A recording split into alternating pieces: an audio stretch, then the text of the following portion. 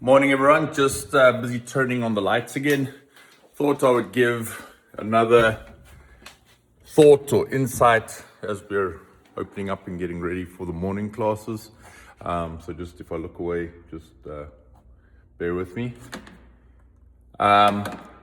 So here's another thing that comes up a lot with the clients that we see, and it's got to do with the fact that people who have these chronic and overuse injuries that just never seem to go away. And there's two big reasons why I find that people are not fully overcoming injury, why when they return to life and sport, there's still some stuff going on. Number one is the fact that their compensatory patterns that they developed and the reasons behind the compensatory patterns have not been addressed.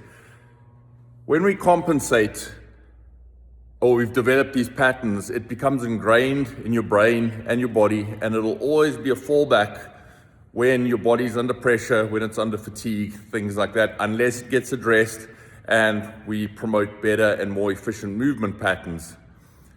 So that is number one, and that is really, really important. It is a really big reason why people struggle long term, and also even if they're not injured, why they do not or are not able to perform at their full potential. So we need to understand how they compensate, and we need to address these compensations.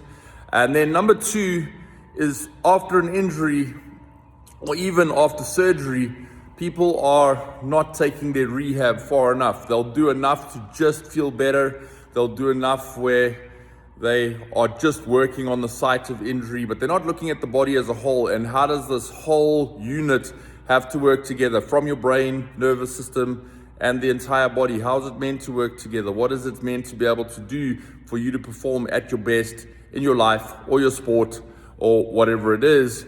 And so when you go back to your sport and life, you're not fully prepared. And as soon as you're under pressure again, you either injure the same area or maybe you get injured in another area. And again, when it comes to sport, we can't guarantee people aren't going to get injured, but we can make a big impact on those injuries that happen due to the fact that we're compensating and so on and so forth. So just two things to think about. How are you compensating, and is your body prepared to go back to life, go back to sport, and be the best version of itself with the least risk of injury possible?